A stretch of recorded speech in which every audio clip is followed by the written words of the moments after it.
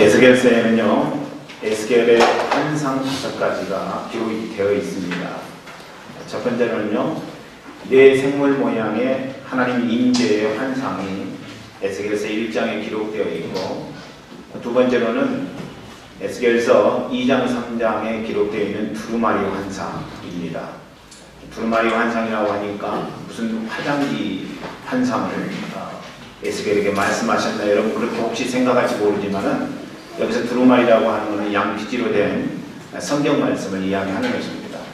하나님께서 에스겔에게 이 말씀을 먹으라고 이야기하죠.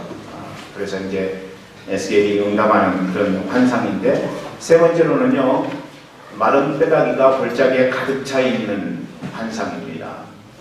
에스겔서 37장에 기록되어 있는 말씀이고, 네 번째 환상은 새 생명 환상인데 에스겔서 40장부터 46장 사이에 기록이 되어 있습니다. 그리고 오늘 우리가 읽은 마지막 환상, 그것은 성전에서부터 물이 흐르는 환상이죠.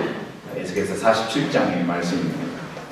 당시 에스겔 선지자와 이스라엘 백성들은 말할 수 없는 참담한 상황 가운데 거하게 됩니다. 나라는 망했고 성전은 폐파되었고, 그리고 사회지도층은 바벨론의 포로로 잡혀가 있습니다. 미래가 없고 희망이 없습니다. 여러분 그렇지 않겠습니까? 바벨론에서 이스라엘 백성들, 유대 백성들을 많이 배려를 해줬습니다만은 포로된 그런 민족이 얼마나 나으면 낫겠어요. 종된 상황인데 나을 것이 없는 거죠. 그러니까 인간 이하의 현실을 감당하면서 그들은 마음속에 자포자기의 마음이 충만케 됩니다. 의미가 없는 인생을 살아가고 있다는 것이죠. 에스겔은 어두운 터널과 같은 상황 속에서 하나님 주신 믿기지 않는 미래의 환상을 보게 됩니다. 사랑하는 형제자매 여러분, 오늘 우리도 환상을 보아야 돼요. 아멘. 하나님께서 우리의 삶을 붙들어 주시고 인도해 주시리라고 하는 그런 환상 말입니다. 하나님이 나와 함께 하시면 내가 이룰 수 없는 것도 이룰 수 있는 그런 환상, 내가 불가능하다고 생각했던 그런 현실이 가능하게 되는 그런 하나님 허락하신 환상을 우리는 볼 수 있어야 된다는 것입니다. 죽고 싶은 상황 속에서도 하나님 주시는 꿈을 붙드십시오. 아멘. 하나님 주시는 그 꿈을 붙든다면요, 우리는 분명하게 살아날 수 있습니다. 그리고 하나님의 놀라운 역사로 말미암아 우리는 인생 가운데서 하나님의 생명을 경험할 때 우리는 비로소 하나님이 높으신 분이시고 하나님 위대하신 분이라는 사실을 우리는 노래로 주 앞에 영광 돌릴 수 있을 것입니다. 그렇기 때문에 오늘 우리 하나님께서 우리의 삶 속에 생명의 역사로 함께 하실 놀라운 환상과 꿈을 여러분 마음 심령 속에 품고 가시기를 소망합니다. 그래서 이제 오늘의 말씀은 이에 대한 거예요. 물 시리즈 세 번째 시간입니다.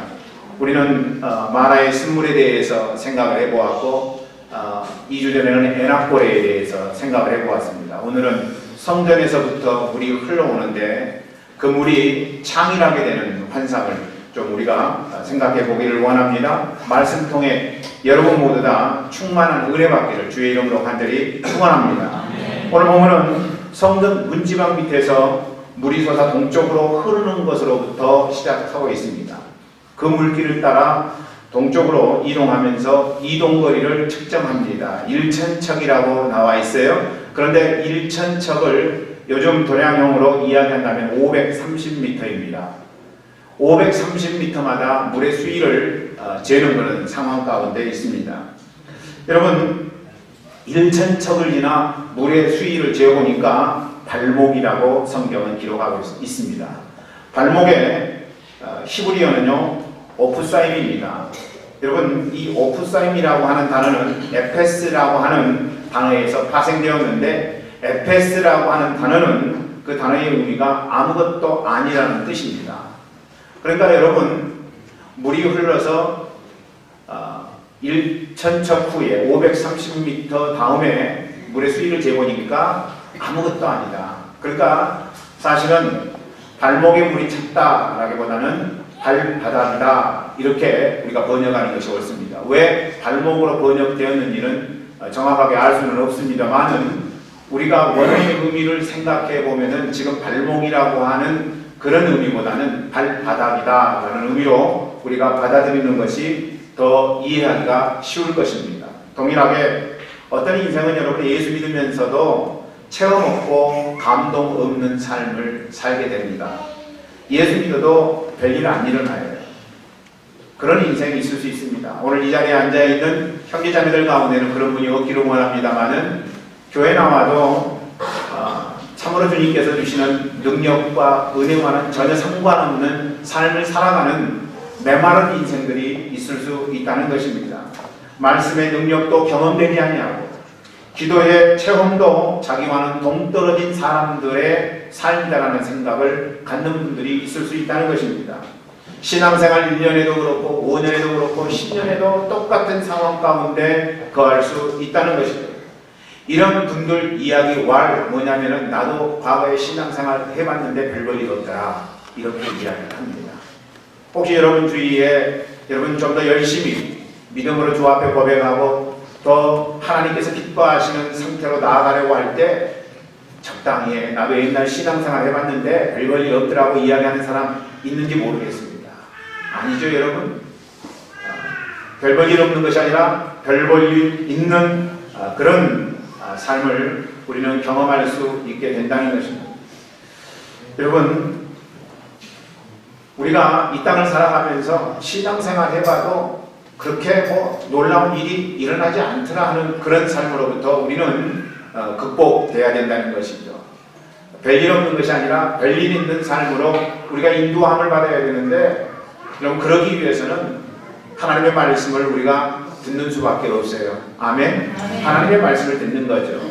하나님의 말씀을 듣는데 우리가 때때로 하나님의 말씀을 들어도 하나님의 말씀의 역사함이 없다 이런 삶을 경험할 수 있습니다. 그러나 우리가 거기에 치우치지 아니하고 계속해서 하나님의 말씀을 반복적으로 듣고 또 듣고 그리고 말씀이 내 삶 속에 은혜를 주실 때까지 우리가 말씀을 상고하고 그 말씀을 묵상한다면은 언젠가는 하나님의 역사가 우리의 마음 심령 속에 느껴지게 된다는 것입니다. 그래서 여러분 성경은 오늘 우리에게 뭐라고 말씀하시느냐면 믿음은 들음에서 나며 들음은 그리스도의 말씀으로 만미한다고 이야기하고 있는 것입니다.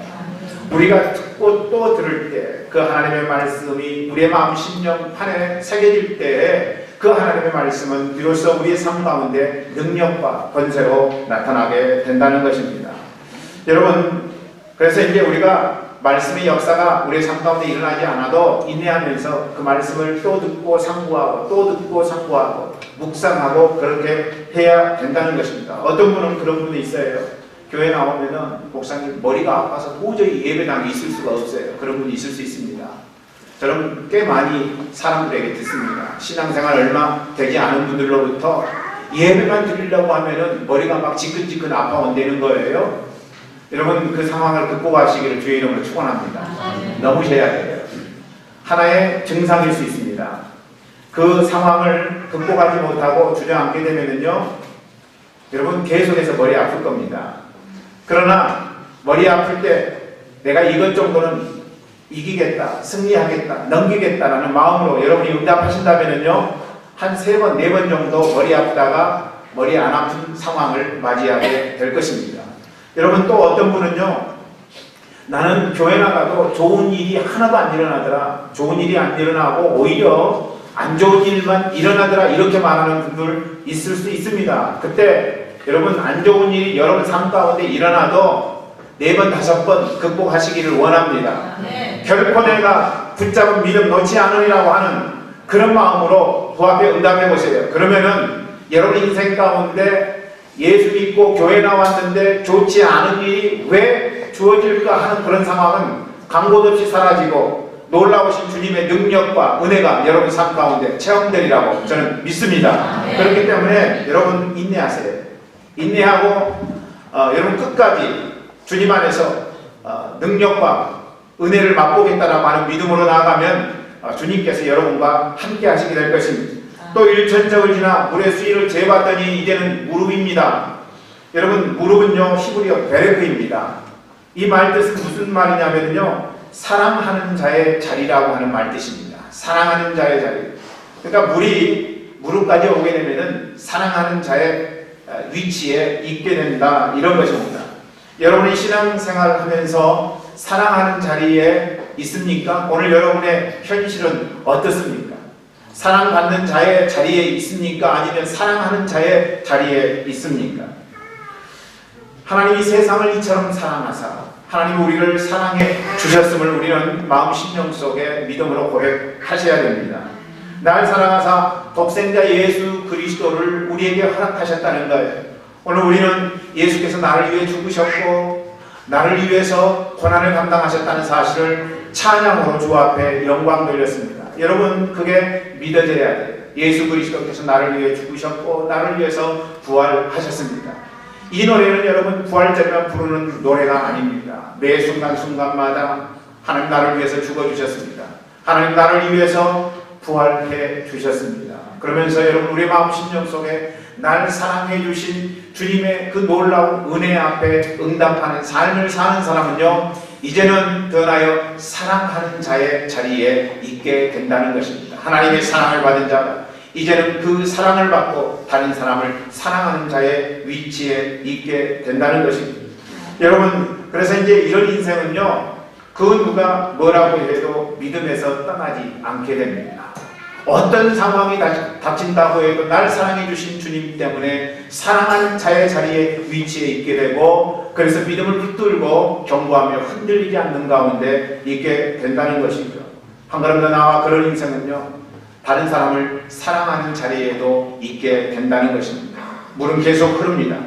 1,000척을 지나 물의 수위를 재보니까 허리까지 물이 차게 됩니다. 허리라고 하는 히브리어는요, 모템이라고 하는 단어입니다. 그런데 모템이라고 하는 단어는 그 뜻이 뭐냐면요, 묶는다라는 의미가 담겨져 있는 단어입니다. 하나님과의 연합이죠. 하나님과의 연합, 그 하나님의 성령과의 끈끈한 하나됨.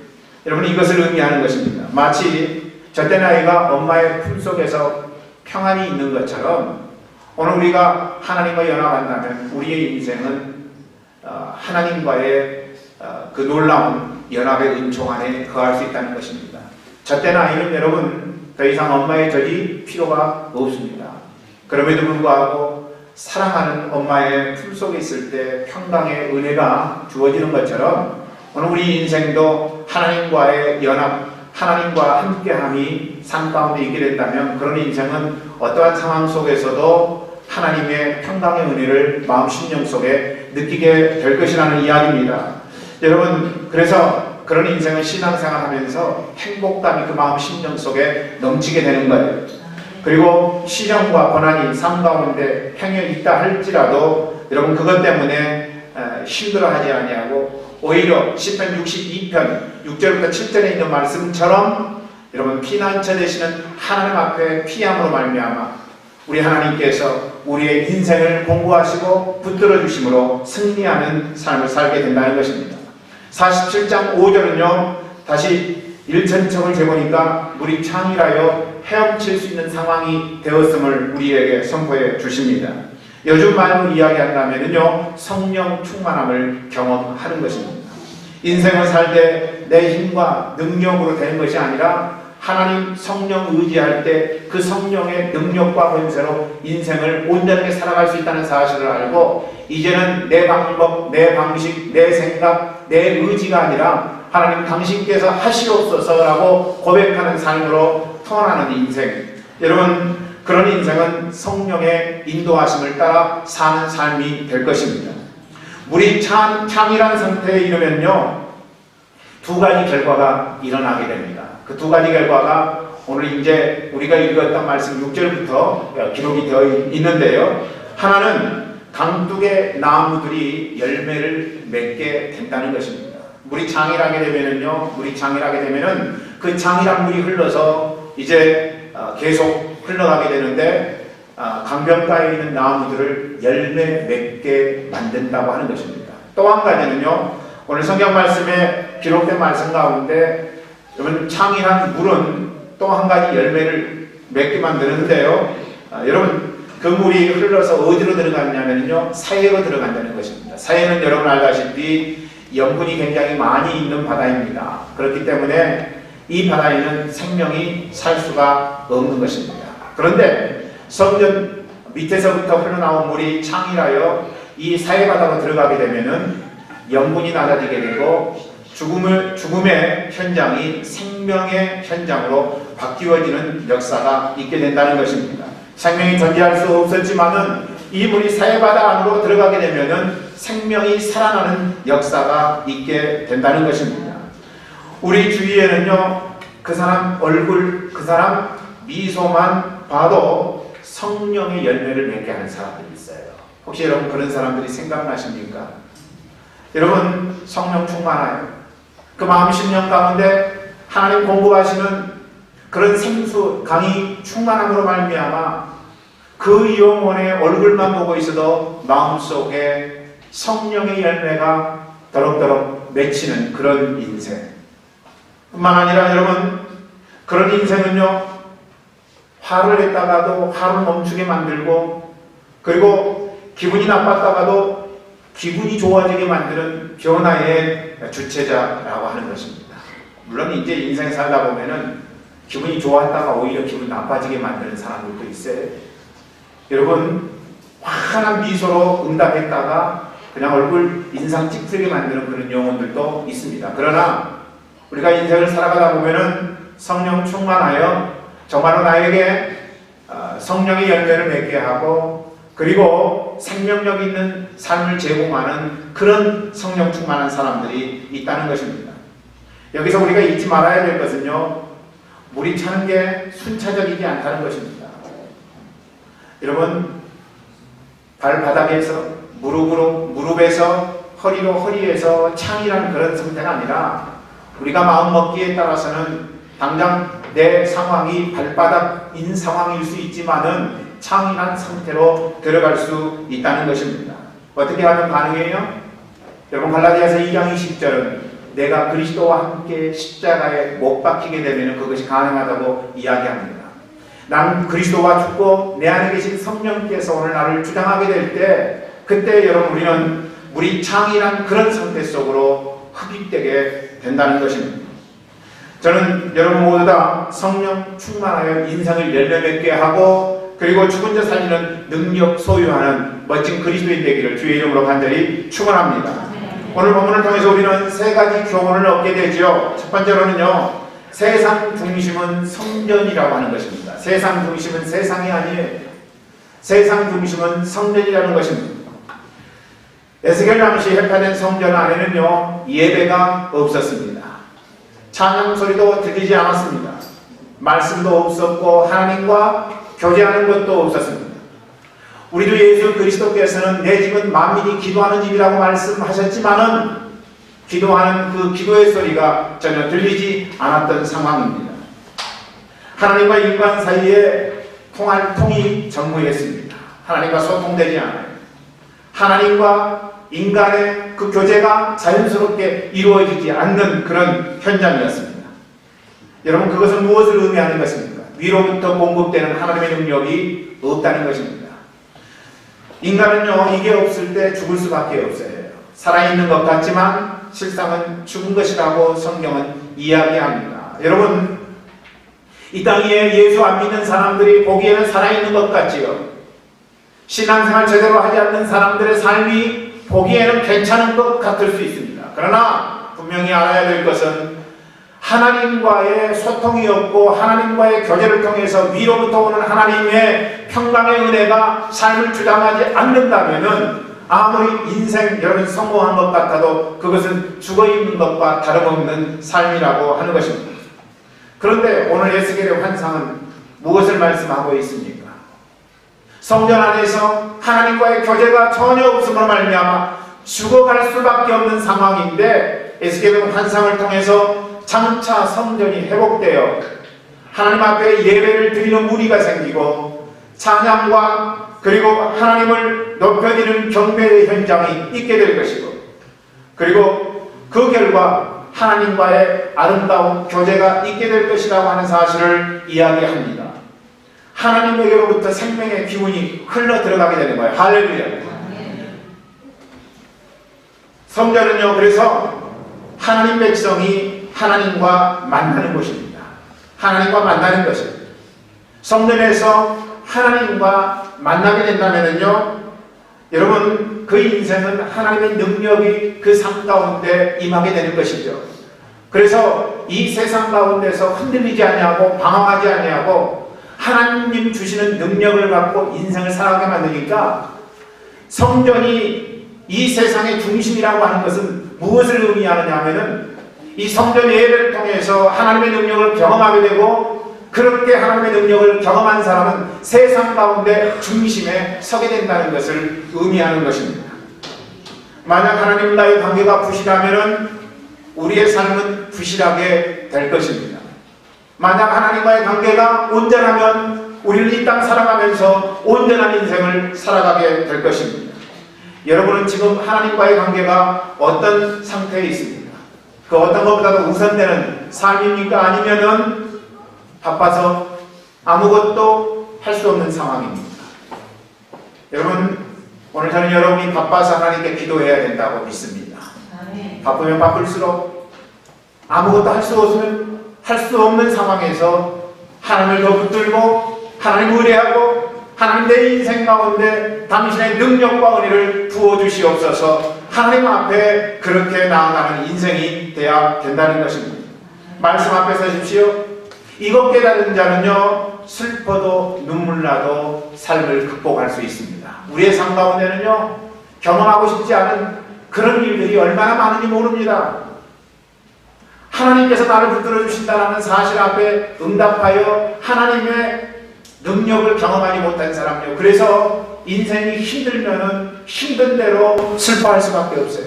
인생이 괴로우면 괴로운 대로 고통을 당할 수밖에 없다는 것입니다. 하나님의 능력이 마음 심령 가운데 임한 사람, 그런 인생은 어떠한 상황이 닥친다 할지라도 그것을 이겨내며 뭐라고 간증합니까? 하나님이 나를 나되게 만드셨다고 간증하게 되는 것입니다. 그러니까 그런 인생은 삶 가운데 원치 않는 일이 주어진다고 할지라도 그것은 다른 것 아니라 인생 나로 하여금 하나님 영광 돌릴 수 있는 간증하도록 만드신 약재료라고 하는 사실을 주님 안에서 고백할 수 있게 된다는 것입니다. 두 번째로 여러분, 우리는 오늘 말씀을 통해서 배울 교훈이 뭐냐면은, 성전으로부터 나오는 물, 곧 하나님 보호자의 크신 역사를 경험하지 않으면은 우리는 온전한 인생을 살 수 없다는 사실을 알라고 하는 것입니다. 여러분, 위로부터 오는 하나님 권세가 놀라운 권세예요. 그 권세는 세상을 다스리는 왕이신 그 보좌에 앉으신 분의 권세라고 하는 것입니다. 그러니까 우리가 보좌의 권세를 이 땅에서 경험하고 사는 것은 얼마나 놀라운 일인지 모릅니다. 왕의 대로 우리가 나아가는 인생이 되어야 되는 거예요. 아멘? 여러분, 시시한 인생이 아니라 왕의 대로로 나가는 인생. 그러려면은 하나님께서 보호자의 권세를 우리의 삶 가운데 주셔야 된다는 것입니다. 창세기 2장 10절부터 14절을 보면요, 타락하기 이전의 에덴 동산의 상태를 설명을 해줍니다. 그런데 에덴 동산의 중앙에 선악과가 있었을 뿐만 아니라 여러분, 강이 흐르는데 그 강은 네 강이라고 성경은 이야기해 주고 있습니다. 그 말씀 한번 읽어볼까요? 창세기 2장 10절부터 14절입니다. 시작. 강이 에덴에서 발원하여 동산을 적시고 거기서부터 갈라져 네 근원이 되었으니 첫째의 이름은 디손이라. 금이 있는 하일라 온 땅에 둘렀으며 그 땅의 금은 정금이요 그곳에는 베들리엄과 코마노도 있으며 둘째 강의 이름은 기온이라. 부스 온 땅에 둘렸고 셋째 강의 이름은 힙데겔이라. 아수르 동편을 오르며 넷째 강은 유브라데더라. 그런데 여러분, 성경 말씀 시작하는 창세기의 말씀 가운데 그 말씀이 기록되어 있죠. 그리고 인류가 시작되는 에덴 동산에 강이 시작되었다 이렇게 이야기하고 있지 않습니까? 창세기에 그렇게 되어 있고 인류가 시작되면서 그렇게 되어 있는데, 인류가 마칠 것을, 하나님의 심판 앞에 설 것을 기록한 요한계시록의 말씀에 봐도, 그리고 천국의 모습을 새하늘과 새 땅으로 표현하는데 그 새하늘과 새 땅도 이 강의 모습을 묘사하고 있다는 것입니다. 요한계시록 2장 10절의 말씀을 보면 1, 2절 말씀을 보면은요 동일한 의미의 내용을 기록하고 있어요. 말씀 읽어보죠. 시작. 또 저가 수정같이 맑은 생명수의 강을 내게 보이니 하나님과 및 어린 양의 보좌로부터 나서 길 가운데로 흐르더라. 강 좌우에 생명나무가 있어 12가지 실과를 맺히되 달마다 그 실과를 맺히고 그 나무 잎사귀들은 만국을 소성하기 위하여 있더라. 그러니까 여러분 역사의 시작과 끝이 뭐로 되어 있어요? 강으로 되어 있다는 것입니다. 여러분 인간이 타락하기 이전의 에덴 동산의 상태는 그 땅에 강이 충만한 상태였다는 거예요. 그리고 하나님이 우리가 하나님 앞에 맞서는 그 천국의 모습을 묘사하는데 그곳이 강이 있는 생명의 강수가 있는 곳으로 묘사하고 있다고 하는 것입니다. 그러니까 하나님 창조의 시작도 끝도 그리고 천국의 모습도 다 강으로 시작하고 강으로 끝납니다. 그렇다면 왜 하나님은 이 세상 시작을 강으로 이 세상 끝을 강으로 묘사하셨을까요? 그것은 다른 것이 아니라 여러분 강의 의미 때문에 그렇습니다. 강의 의미는 무엇일까요? 강은 여러분 흐름입니다. 뭐가 흐른다는 거예요? 하나님의 능력과 권세가 흐른다는 것입니다. 그것을 의미하고 있는 거예요. 여러분 강은 공급입니다. 높은 곳에서 낮은 곳으로 흘러가는 거예요. 하나님의 놀라우신 능력이 위에서부터 우리 마음 심령 속으로 공급되어지는 역사를 이야기하는 것입니다. 또 강은 충만함입니다. 그리고 강은 채움이에요. 그렇기 때문에 여러분 하나님의 능력이 우리 마음 심령 속에 채워지는 것을 묘사하기 위해서 천국의 모형을 강으로 묘사하고 있다는 것입니다. 그러니까 우리의 마음 심령 속에 이 생명의 강수가 없으면 여러분 우리는 삶 가운데 승리할 수가 없어요. 우리는 생명의 역사를 누릴 수가 없게 된다는 것입니다. 그래서 여러분 충만케 하시는 자의 충만함으로 우리의 심령이 가득 차게 되어야 된다는 것이죠. 그런 삶은 여러분 우리가 언제 경험할 수 있습니까? 위로부터 오는 하나님의 능력을 경험하는 것. 그것은 언제 우리가 경험할 수 있느냐면요 사랑할 때입니다. 사랑할 때 경험할 수 있어요. 첫 번째로는 우리가 하나님을 사랑할 때 우리는 하나님의 공급하심을 경험할 수 있습니다. 로마서 8장 28절은 그래서 우리에게 이런 진술을 해주고 있습니다. 로마서 8장 28절 읽어봅니다. 시작. 우리가 알거니와 하나님을 사랑하는 자 곧 그 뜻대로 부르심을 입은 자들에게는 모든 것이 합력하여 선을 이루느니라. 하나님 사랑하면요 하나님 사랑이 우리에게 임한다는 거예요. 할렐루야. 여러분 믿으시기 바랍니다. 하나님의 사랑이 우리에게 임한다는 거예요. 하나님의 사랑이 우리에게 임합니다. 둘째는 여러분 우리가 형제를 사랑하는 것입니다. 형제를 사랑하는 거예요. 요한일서 4장 20절 말씀을 보면은요 이렇게 기록되어 있지요. 시작. 누구든지 하나님을 사랑하노라 하고 그 형제를 미워하면 이런 거짓말하는 자니 보는 바가 형제를 사랑치 아니하는 자가 보지 못하는 바 하나님을 사랑할 수 없느니라. 하나님의 성령의 강권하신 보좌의 권능이 우리의 삶 가운데 임하려면은 두 가지 하나님 사랑하고 형제자매를 사랑하는 것입니다.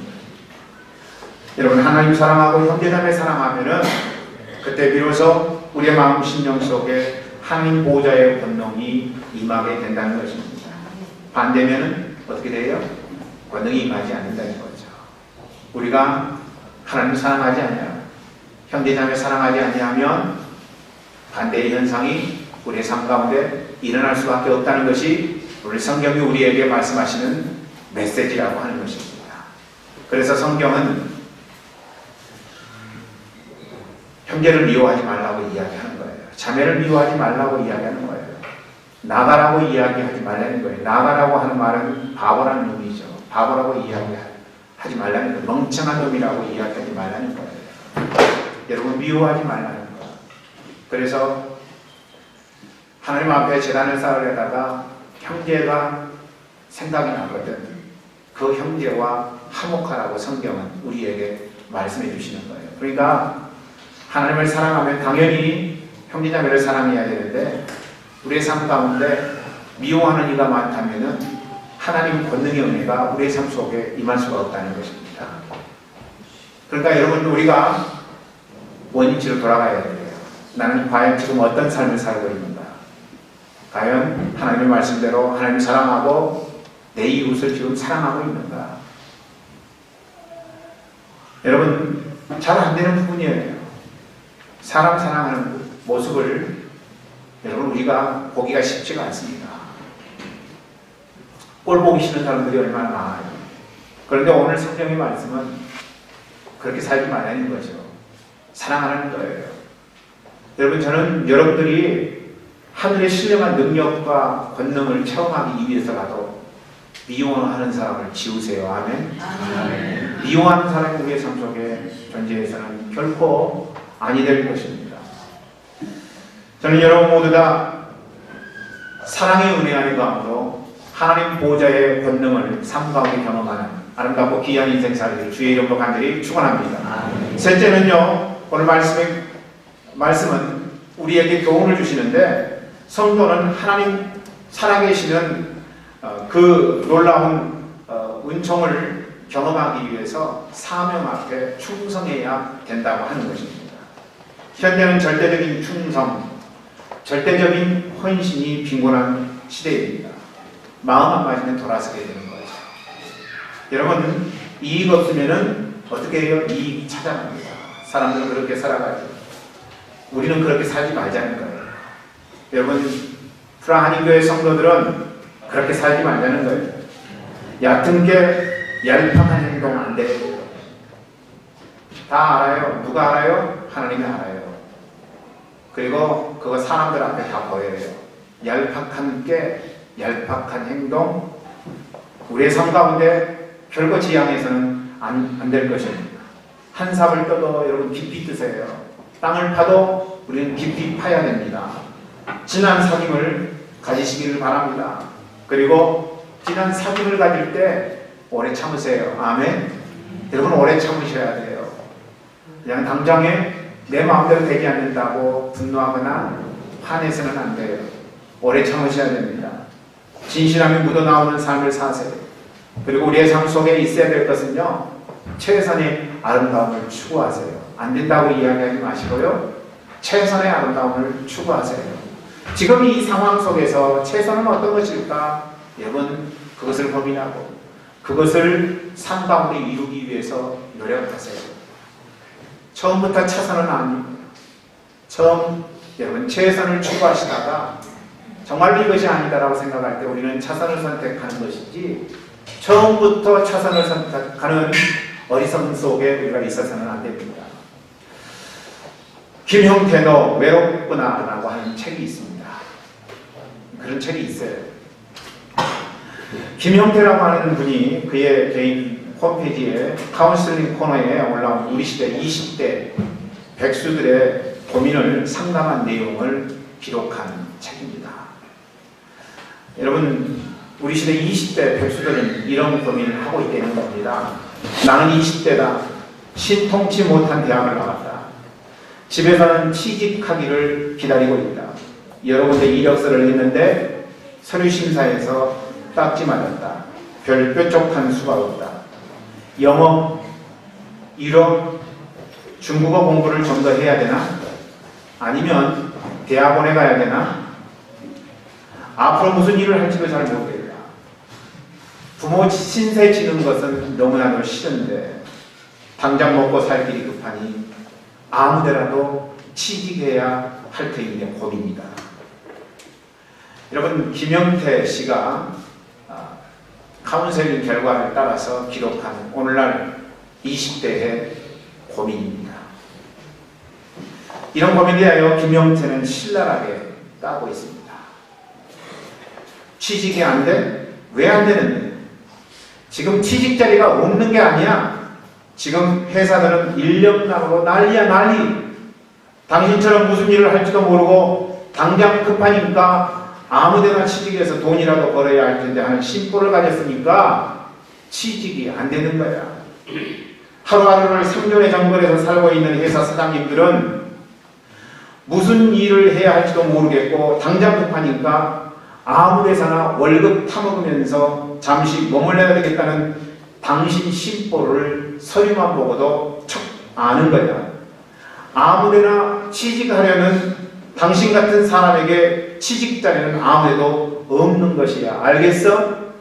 5년이든 10년이든 이 직장에 목숨 걸고 충성하겠다는 작심하고 달려들면 취직, 그거 당장 되는 거야. 그리고 만약 당신이 하고 싶은 일에 분명하다면 지금 당장 돈 없어 쩔쩔 매고 고생하는 건 당연한 거야. 자기 분야에서 성공한 사람 치고 죽을 고생하는 사람 봤어? 그런데 당신은 5년이고 10년이고 충성할 마음도 없고 고생할 마음은 더더욱 없고 목숨 걸고 하고 싶은 일도 없고, 그러니까 영어를 더 해야 되나, 일어를 더 해야 하나, 대학원을 가야 하나, 이리 기웃거리고 저리 기웃거리다가 징징대는 것이야. 고깝게 들지 말고 명심해서 들어. 당신이 하고 싶은 것은 뭐야? 그것이 분명하지 않는 한 당신은 20대만 백수가 아니라 30대도 백수가 되고 40대에도 백수가 되는 것이야. 이 사람아, 김용태라는 사람 이렇게 이야기를 했습니다. 신앙도 여러분 동일하지 않아요? 신앙도 동일한 거예요. 열정과 헌신이 없는 인생 속에는요, 어떤 일도 일어나지 않아요. 여러분 가만히 있어 보세요. 세상의 흐름대로 그냥 흘러가 보세요. 어떤 일도 일어나지 않습니다. 예수 믿는데요, 예수 믿어도 어떤 일이 일어나지 않습니다. 여러분, 저는 우리 교회 성도들이 그렇게 살지 않기를 원합니다. 최선을 다해서 인생을 헌신해야 돼요. 열심을 가져야 돼요. 여러분, 행운 기대하지 마세요. 요행 바라지 마세요. 아무것도 하지 않으면서 기적, 여러분 사람을 죽이는 것입니다. 여러분 교회 나와서 기적을 구하지만 행운이나 요행처럼 기적을 바라는 그런 강구는요, 하나님 기뻐하시지 않아요. 물론 하나님은 좋으신 하나님이셔서 여러분이 그렇게 함에도 불구하고 여러분을 받으실지 모르겠습니다만은, 그러나 사람은 그렇게 하면 받지 않습니다. 최선을 다해야 되는 거죠. 헌신해야 되는 거예요. 오늘 내 인생 가운데 주어진 삶에 대해서 책임감을 갖고 여러분 헌신해야 된다는 것입니다. 충성해야 된다는 거예요. 오늘 우리 주님은 우리에게 뭐라고 이야기합니까? 요나의 표적밖에는 너희에게 보일 것이 없다고 말씀하셨어요. 기적을 보여달라고 하는 제자들에게 우리 주님의 고백은 뭐였어요? 요나의 표적밖에 없다는 것입니다. 요나의 표적은 뭐예요? 요나가 물고기 뱃속에 나올 동안 있다가 나온 다음에 여러분 하나님의 사명을 따라서 니느웨로 가는 그 사건 아니겠습니까? 그러니까 주님의 말씀은 뭐예요? 기적이라고 하는 것은 예수 그리스도께서 우리를 위해 죽으시고 사흘 만에 부활하신 것, 이것 외에는 기적이 없다는 것입니다. 우리의 마음 심령 속에 예수 그리스도께서 나를 위해 죽으시고 부활하셨다는 사실을 믿게 되는 것, 여러분 이 기적보다 더 놀라운 기적은 없다는 거예요. 그런데 오늘 예수 그리스도께서 나를 위해 죽으시고 부활하셨다는 사실을 믿음으로 고백한 인생은 어떤 삶을 살아가요? 하나님 내게 주신 사명을 발견하고 사명 앞에 헌신하고 충성하게 되는 거예요. 그러므로 인해서 하나님의 영광을 삶 가운데서 드러내는 삶을 산다는 것입니다. 이것 이상도 이것 이하도 아닙니다. 사랑하는 형제 자매 여러분, 저는 여러분들이 그런 인생을 경험하기를 원합니다. 요행 바라지 마세요. 어쩌다 되겠지, 여러분 이거 기대하지 마세요. 어쩌다 안 됩니다. 어쩌다 안 되기 때문에 우리가 삶 속에서 해야 될 것은요, 충성하고 헌신하는 거예요. 직장이면 직장에서 충성하고 헌신하셔야 돼요. 여러분이 속해 있는 곳에서 충성하고 헌신하세요. 내일이 아니라고 생각하면 아무 일도 일어나지 않습니다. 사람 눈에 보이는 건 똑같은 거예요. 직장에서 대충 하는 사람은 교회에서도 대충 하는 거예요. 교회에서 충성하고 헌신하는 사람은 어떤 일에든 충성하고 헌신할 수 있는 거예요. 눈에 다 보이는 대로 드러납니다. 그렇기 때문에 충성하고 헌신하는 사람은 여기서도 쓰임받고 저기서도 쓰임받게 되는 거예요. 여러분 그런 삶을 살자고요. 오늘의 말씀을 다시 하겠습니다. 성전에서부터 흘러나온 은혜가 여러분 인생 가운데 충만하고 그 충만이 다른 사람에게로 흘러들어가기를 원합니다. 그래서 다른 사람을 열매 맺게 만들고 다른 사람을 살리는 그런 아름다운 인생으로 변화되어야 되는 거죠. 오늘의 말씀의 교훈은 세 가지였습니다. 세상의 중심은 성전입니다. 여러분, 세상의 중심은 성전입니다. 성전에서 하나님과 교통함으로 하나님 놀라운 능력과 권세를 여러분 마음 심령 가운데 체험하시고, 그래서 여러분 모두가 세상의 중심에 있기를 저는 간절히 소망합니다. 두 번째로는요, 하나님 보좌의 크신 역사를 경험하라고 하는 것입니다. 이 일을 위해서 뭘 여러분에게 주문했습니까? 하나님을 사랑하고 사람들을 사랑하라고 하는 것입니다. 미워하지 마세요. 미워해서는 어떤 일도 일어나지 않습니다. 하나님 사랑하고 형제자매를 사랑하는 자리에 있으라는 것입니다. 세 번째로는요, 성도는 사명을 이루기 위해서 충성하라고 하는 거예요. 헌신하라고 하는 것입니다. 저는 여러분 모두 이 말씀 명심해서 충만한 은혜 가운데 있는 아름다운 성도의 삶 살기를 주의 이름으로 간절히 축원합니다. 기도하겠습니다. 좋으신 하나님 아버지, 고맙고 감사합니다. 오늘 주신 말씀대로 하나님 저희가 믿음으로 주 앞에 응답할 수 있도록 도와주시옵소서. 특별히 오늘 주님 당신께서는 성전에서부터 나온 물을 우리가 경험해야 됨을 말씀해 주셨습니다. 하나님, 할 수만 있다면 프라하 인도의 모든 성도들이 참이라여 물을 헤엄치는 생수의 강을 경험할 수 있도록 축복하여 주시옵소서. 그리하여 아버지 하나님, 이들의 삶을 통하여 다른 인생들에게 열매를 허락하고 그리고 생명의 놀라운 은총을 경험하게 만드는 자리에 있을 수 있도록 도와주시옵소서. 자비로우신 하나님 아버지, 세상의 중심은 성전이라는 사실을 분명하게 깨닫고 하나님과 교제함으로 하나님 공급하시는 충만한 역사를 경험하게 하시되, 하나님 간절히 기도하옵기는 하나님 보좌의 크신 역사를 경험할 수 있도록 축복하여 주시옵소서. 하나님을 사랑하고 형제자매를 사랑하는 자리에 있도록 주님 은혜 내려주시기를 원합니다. 뿐만 아니라 한 걸음 더 나아가 사명 이루기 위하여 충성하며 헌신할 수 있도록 도와주셔서 하나님 가는 길이 주님 쓰임받는 복되고 아름다운 생이 되도록 주님 축복하여 주시옵소서. 감사드리옵고 우리 주 예수 그리스도 이름으로 간절히 기도하옵나이다.